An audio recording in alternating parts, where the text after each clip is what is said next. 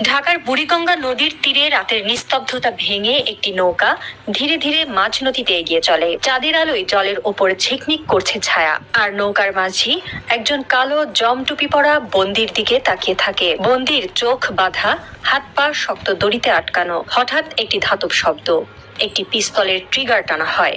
গুলির শব্দে রাতের নীরবতা চিরে যায়। রক্ত আর মগজের ছিটা ছড়িয়ে পড়ে নৌকার কাঠের মেঝেতে। নৌকার পাশে দাঁড়ানো একজন লোক, যার হাতে এখনো ধোয়া ওঠা অস্ত্র, হাসছে। তার হাসিতে কোনো মানবিকতা নেই, কেবল এক অমানসিক তৃপ্তি। এই লোকটির নাম জিয়াউল আহসান, একজন বরখাস্তকৃত মেজর জেনারেল, যার নাম এখন বাংলাদেশের ইতিহাসে এক মূর্তিমান আতঙ্ক হিসেবে লেখা আছে। কথিত আছে ভারতের গোয়েন্দা সংস্থা র বহুদিন ধরেই তাকে ব্যবহার করছে। শেখ হাসিনার কাছের মানুষদের মধ্যে একজন বিশ্বস্ত খেলোয়াড় হিসেবে জিয়াউলকে তৈরি করা হয়েছিল। রাতের এই হত্যাকাণ্ডটাও ছিল সেই দীর্ঘ খেলার অংশ, যেখানে শিকার শুধুই মানুষ নয়, একটি জাতির আশা আকাঙ্ক্ষাও। বুড়িগঙ্গার পানি যেন নীরব সাক্ষী হয়ে দাঁড়িয়ে আছে। কত শত মানুষের রক্ত এই নদী গিলে নিয়েছে, কত পরিবারের আর্তনাদ এই জলের তলায় চাপা পড়েছে। জিয়াউল আহসান একজন সাবেক সেনা কর্মকর্তা, যিনি 2009 থেকে 2015 সাল পর্যন্ত র্যাবের বিভিন্ন পদে থেকে শত শত মানুষের জীবন কেড়ে নিয়েছেন। আন্তর্জাতিক অপরাধ ট্রাইব্যুনালের তথ্য অনুযায়ী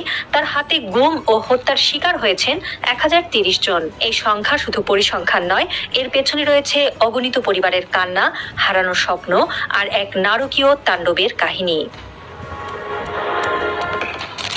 জিয়াউল আহসানের জীবন শুরু হয়েছিল বাংলাদেশ সেনাবাহিনীর 24তম লং কোর্সের একজন কর্মকর্তা হিসেবে। তার পরিচিতি নম্বর ছিল BA4060। 2009 সালে তিনি র্যাবের গোয়েন্দা বিভাগে যোগ দেন। এই সময় থেকেই তার অপরাধের সূচনা। তিনি শুধু একজন সেনা কর্মকর্তা ছিলেন না, তিনি ছিলেন সাবেক প্রধানমন্ত্রী শেখ হাসিনা ও তার নিরাপত্তা উপদেষ্টা মেজর জেনারেল তারেক সিদ্দিকীর একান্ত অনুগত। তাদের নির্দেশে তিনি গড়ে তুলেছিলেন একটি ভয়ঙ্কর অপরাধের নেটওয়ার্ক, যেখানে গুম, বিচার বহির্ভূত হত্যা আর নির্যাতন ছিল নিত্যদিনের ঘটনা। তার কুখ্যাত কার্যক্রমের কেন্দ্র ছিল আয়নাঘর, একটি গোপন কারাগার যেখানে বন্দীদের চোখ বেঁধে হাত পা বেঁধে রাখা হতো। এখান থেকে তাদের নিয়ে যাওয়া হতো বুড়িগঙ্গা বা শীতলক্ষা নদীর মাঝখানে। জিয়াউলের নির্দেশে তার টিম বন্দীদের মাথায় গুলি করত। তিনি নিজে এই হত্যাকাণ্ডে অংশ নিতেন এবং বলতেন, গল্ফ করো, অর্থাৎ ওকে খুন করো। গুলি করার পর রক্ত আর মগজের ছিটা তার হাতে লাগলে নাকি এক অসুস্থ তৃপ্তি অনুভব করতেন, এমন বিকৃত মানসিকতার স্বীকারোক্তিও সম্প্রতি দিয়েছেন। সেনাবাহিনীর কলঙ্ক জিয়াউল হক জানিয়েছেন, এমনকি একদিনে 11 থেকে 13 জনকে হত্যাও করেছেন। কসাই জিয়াউলের হত্যাকাণ্ডের পদ্ধতি ছিল নৃশংস। নদীতে হত্যার বাইরে কখনো মাইক্রোবাসে ইঞ্জেকশন দিয়ে বন্দীদের মেরে ফেলা হতো। তারপর লাশ রেল লাইনের ওপর ফেলে দেওয়া হতো, যাতে ট্রেন এসে তাদের দ্বিখণ্ডিত করে। 2011 থেকে 2015 সাল পর্যন্ত কমলাপুর থেকে টঙ্গী পর্যন্ত রেল লাইনে পাওয়া অজ্ঞাত লাশগুলোর বেশিরভাগই ছিল জিয়াউলের হাতে খুন হওয়া মানুষ। কখনো লাশ সিমেন্টের বস্তার সঙ্গে বেঁধে নদীতে ফেলে দেওয়া হতো, যাতে তা আর কখনো পাওয়া না যায়। এমনকি বিএনপি নেতা ইলিয়াস আলীর মতো বিশিষ্ট ব্যক্তিরাও তার হাতে প্রাণ হারিয়েছেন। বিশ্বের কুখ্যাত সিরিয়াল কিলাররা সর্বোচ্চ 3 শতাধিক মানুষ খুন করেছে, কিন্তু জিয়াউল আহসানের নামে আছে 1030 খুনের রেকর্ড। এটি কেবল একটি সংখ্যা নয়, এটি হলো 1030টি ভাঙা সংসার, 1030টি মায়ের নিঃশব্দ কান্না, 1030টি শিশুর অন্ধকারে হারিয়ে যাওয়া শৈশব। যখন কেউ নিখোঁজ হতো, প্রথম রাতে পরিবার মনে করত হয়তো পুলিশে আটক হয়েছে। দ্বিতীয় দিনে আশা করত আদালতে হাজির করা হবে, কিন্তু সপ্তাহ পেরিয়ে মাস চলে যেতেও কোনো খোঁজ মিলত না। তখন ঘরে ঘরে ভেসে উঠত আর্তনাদ, মায়ের আহাজারি, স্ত্রীর বুক ভাঙা কান্না, সন্তানের শূন্য দৃষ্টি। রান্নাঘরের চুলা ঠান্ডা হয়ে যেত।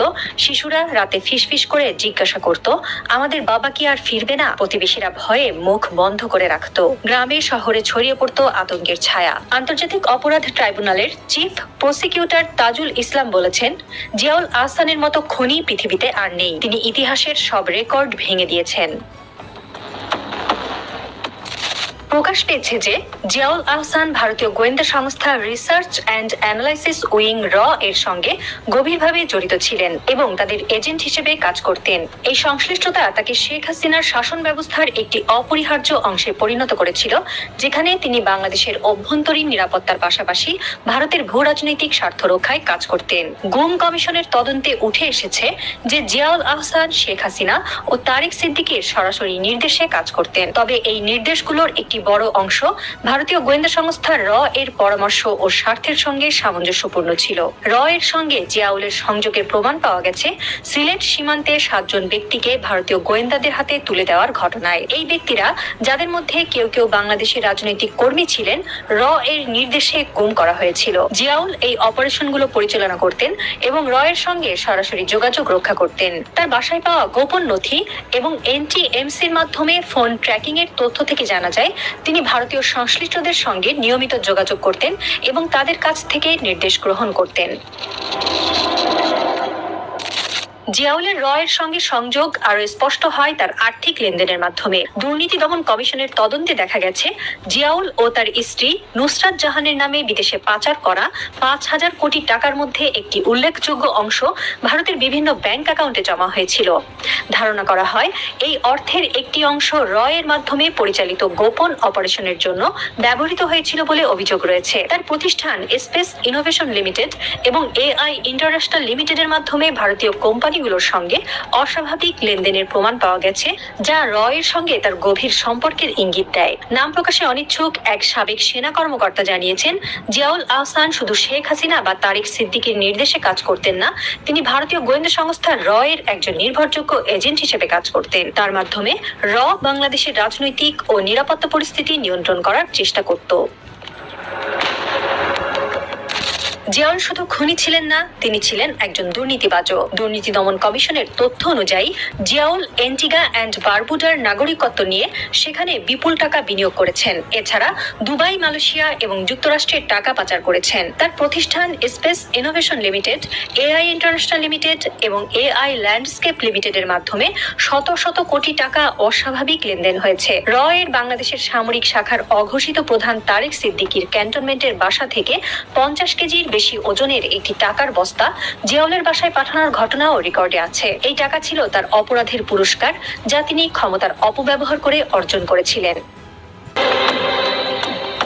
2024 সালের 6 জানুয়ারি আন্তর্জাতিক অপরাধ ট্রাইব্যুনালের 11 জনের বিরুদ্ধে গ্রেফতারি পরোয়ানা জারি করে, যার মধ্যে জিয়াউল আহসান অন্যতম। বর্তমানে তিনি কেরানীগঞ্জের বিশেষ কারাগারের ধলেশ্বরী ভবনে বন্দী। গুম কমিশনের তদন্তে দেখা গেছে তিনি ও তার টিম 1850টি গুমের ঘটনার সঙ্গে জড়িত, যার মধ্যে 345 জন এখনো নিখোঁজ। কমিশনের চেয়ারম্যান বিচারপতি মইনুল ইসলাম জানিয়েছেন, আগামী ডিসেম্বরে চূড়ান্ত প্রতিবেদন জমা দেওয়া হবে। সাবেক সেনা প্রধান ইকবাল করিম ভূঁইয়ার বর্ণনায় জিয়াউলের চরিত্র ফুটে উঠেছে। তিনি লিখেছেন, জিয়াউল এমন একজন যার মস্তিষ্ক যেন পাথর দিয়ে ঠাসা। তার আচরণ ছিল উচ্ছৃঙ্খল, এমনকি ঢাকা সেনানিবাসে তাকে অবাঞ্ছিত ঘোষণা করা হয়েছিল। তবুও তিনি তারেক সিদ্দিকীর পৃষ্ঠপোষকতায় অপরাধ চালিয়ে গেছেন।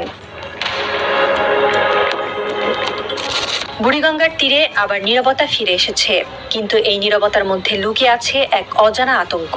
এদিকে খুন ও গুমের শিকার পরিবারগুলো এখনো প্রতিদিন কাঁদছে। কোনো মা ভাঙা ফ্রেমের ভেতরে ছেলের হাসি মুখের ছবি আঁকড়ে ধরে রাত কাটান। কোনো শিশু প্রতিদিন দরজার দিকে তাকিয়ে থাকে, ভাবে যে বাবা হয়তো ফিরে আসবে। কোনো স্ত্রী বারান্দায় বসে শূন্য চোখে নদীর দিকে তাকিয়ে থাকে, তার বুক ভরে ওঠে হাহাকারে। এইসব কান্না মিশে যায় বাতাসে, আবার নদীর জলে ঢেউ তোলে। জিয়াউল আহসান এখন কারাগারে, কিন্তু তার পেছনের শক্তি কারা? শেখ হাসিনা পলাতক, তারেক সিদ্দিকীর হদিস নেই। তবে গুম কমিশনের তদন্তে এখনো অনেক প্রশ্নের উত্তর মেলেনি। কারা এই অপরাধের মূল পরিকল্পনাকারী? জিয়াউল কি শুধুই একজন কার্যকরী, নাকি তার পেছনে আরো বড় কোনো জাল রয়েছে? একটি নাম বারবার উঠে আসছে, একটি ছায়া যার পরিচয় এখনো অজানা। গুম কমিশনের একটি সূত্র জানিয়েছে, জিয়াউলের কাছে এমন তথ্য রয়েছে যা প্রকাশিত হলে দেশের রাজনৈতিক মানচিত্র বদলে যেতে পারে। সেই তথ্য কি প্রকাশ পাবে, নাকি জিয়াউলকে বাঁচাতে উঠে পড়ে লেগেছে তার অপরাধের সঙ্গী সাবেক সিনিয়ররা? কারাগারের দেওয়ালের মধ্যেই চিরতরে চাপা পড়ে যাবে সত্য? নিশ্চিতভাবে বুড়িগঙ্গার পানি সব জানে, কিন্তু সে নীরব। আর এই নীরবতার মধ্যেই লুকিয়ে আছে এক রাজনৈতিক থ্রিলারের পরবর্তী অধ্যায়, যা এখনো লেখা বাকি।